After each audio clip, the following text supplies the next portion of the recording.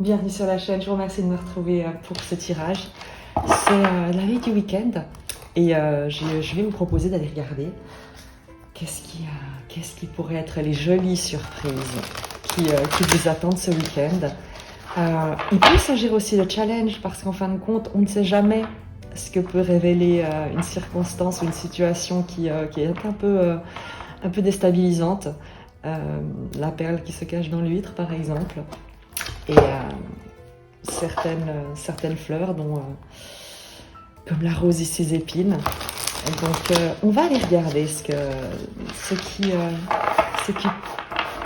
pourrait se dévoiler à vous ce week-end, de manière à vous permettre d'accueillir ces situations, ces événements, de la manière la plus simple et la plus ouverte possible, ne serait-ce que pour laisser la vie les transformer, vous permettra de les traverser pour vivre une forme d'expansion. Dès qu'on traverse une difficulté sans y résister, mais en essayant de garder confiance, d'accueillir ce qui se présente et de voir au travers de ces événements une sagesse qui nous dépasse, on vit un moment d'expansion qui nous promet toujours de nouveaux horizons, des découvertes, des espaces de paix où beaucoup de choses peuvent naître, grandir et s'épanouir.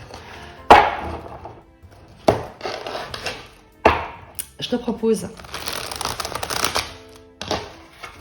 un tirage en 9 cartes pour voir quelles sont les énergies générales, les événements que tu ne vois pas venir, que tu ignores, et un peu l'évolution de ce week-end, et évidemment pour les jours qui vont suivre. Alors, pour les énergies générales, 3 cartes.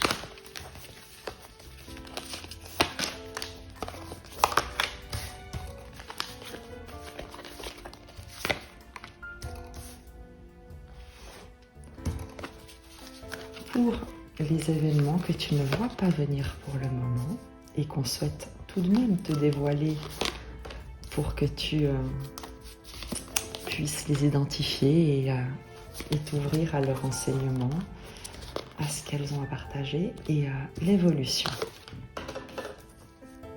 Je réaménagerai les cartes si jamais pour te les montrer si tu ne les vois pas. Comme je dis toujours, celles-ci sont vraiment très grandes. L'évolution.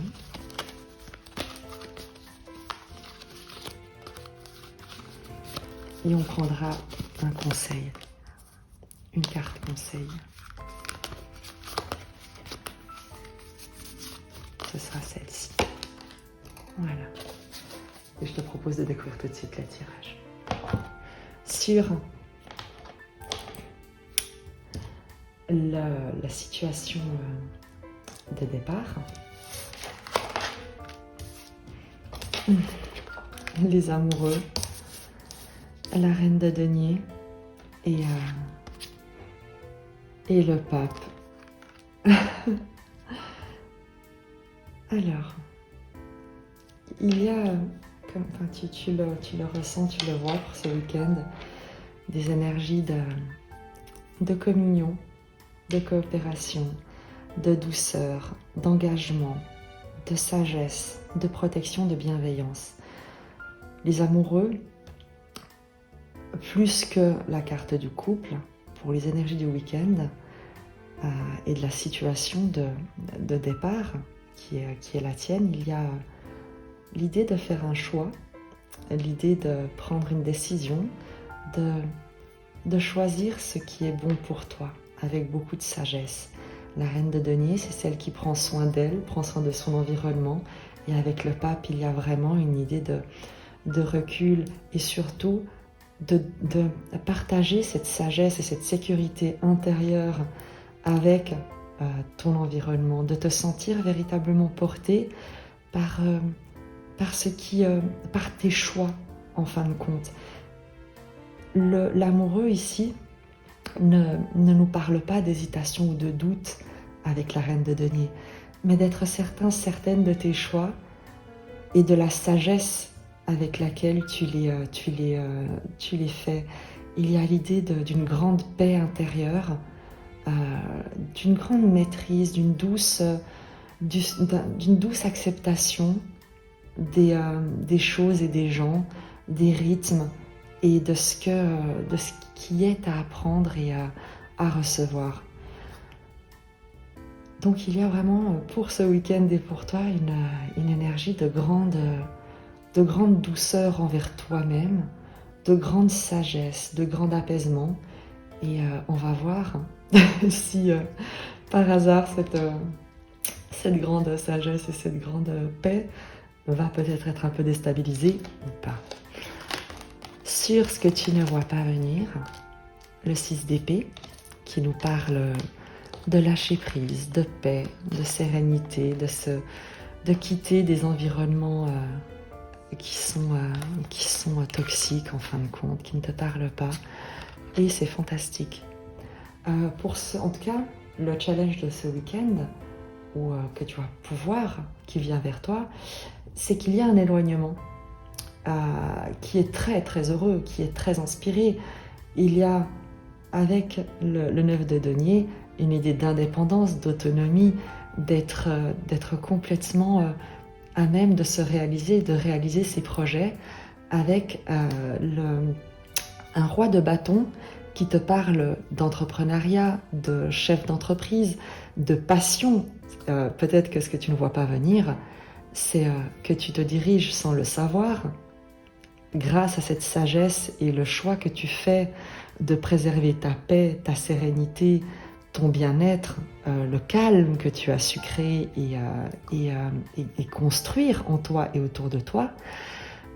L'idée que tu ne vois pas que tu te diriges vers soit il s'agit de toi, soit c'est quelqu'un dans ton environnement, une énergie, que tu te diriges vers une autonomie et une expression, un leadership, un pouvoir de direction dans ta propre vie sans plus avoir besoin ni de te laisser influencer par le passé. Le 6 d'épée quitte une rive de conflit, d'affrontement, de drame, entre guillemets, pour te diriger vers l'expression la plus passionnée, la plus enthousiaste, la plus déterminée de ce que tu souhaites, de ce dans quoi tu souhaites t'investir.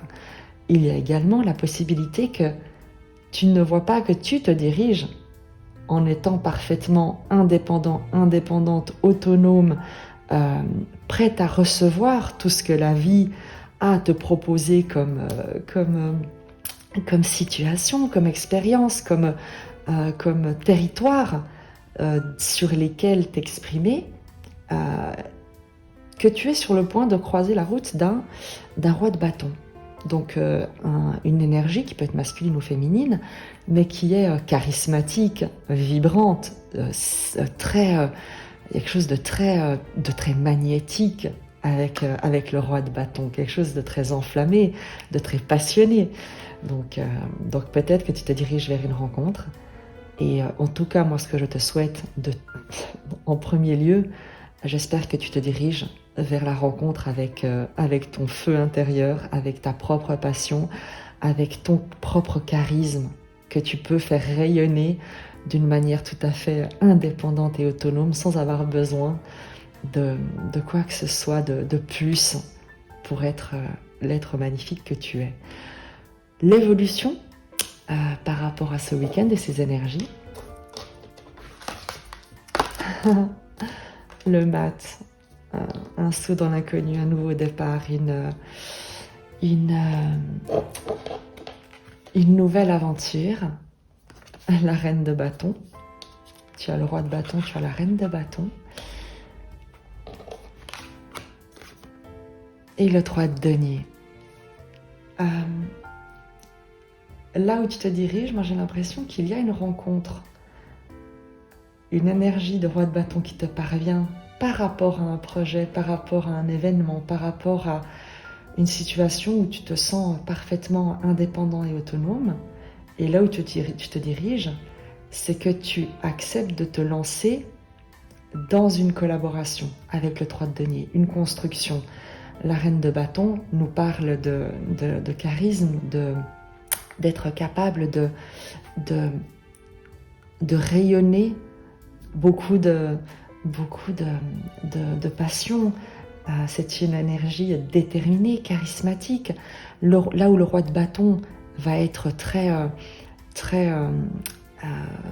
à décider, à agir, la reine de bâton, elle, est très inspirée et inspirante. Elle est extrêmement rayonnante. Elle n'a pas besoin d'user de force ou de diriger pour être elle-même suivie.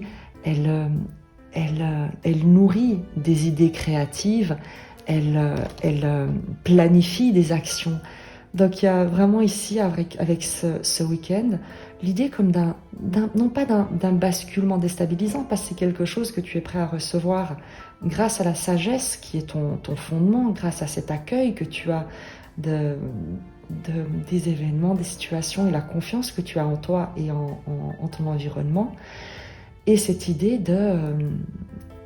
d'une proposition, d'une rencontre, de quelque chose qui tout d'un coup vient enflammer ton quotidien, tes actions, et qui sonne comme l'annonce d'un nouveau départ et d'une collaboration. Le 3 de denier, c'est la création en commun, c'est une alchimie des talents, des valeurs, des compétences. On va regarder par rapport à ce week-end qui promet quelque chose de très constructif. C'est vraiment les énergies qui se dégagent ici. Il y a l'idée d'une construction, mais dans se lançant dans l'inconnu, dans quelque chose de nouveau. Donc tu verras comment ça te parle dans ta propre vie. Je regarde encore simplement si d'autres messages ressortent. Je crois qu'on est tout bon. Et on va regarder le conseil des cartes. La tempérance. On va te demander de patienter, de ne pas te précipiter, de laisser les choses se mettre en place, de laisser mûrir les situations, la proposition, peut-être la collaboration qu'on te propose, le partenariat. Il y a certainement un enseignement à en tirer. Il y a une phase encore tout n'est pas encore en place avec la tempérance. Il y a des négociations à mener, une patience, une tempérance à valoriser. Ne te précipite pas. Ce qui est à toi ne peut pas être enlevé et le temps ne peut que polir, qu'affiner, que structurer davantage et dans le meilleur sens ce qui se mettra en place ce week-end. Donc garde confiance, reste dans cette énergie de calme, de construction intérieure, de sérénité. Négocie, entre guillemets, écoute, accueille les propositions sans te sentir obligé de répondre immédiatement. Il y a l'idée de ne pas avoir, tu sais, le FMLO, le Fear of Missing Out. D'avoir peur de passer à côté de quelque chose. Va de l'avant, mais pas n'importe comment. On va prendre un message d'Osho, le tarot de la transformation, pour voir un message complémentaire pour cette tempérance et pour tes énergies.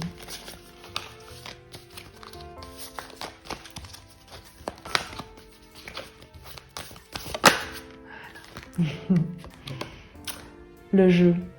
Je vais te la lire.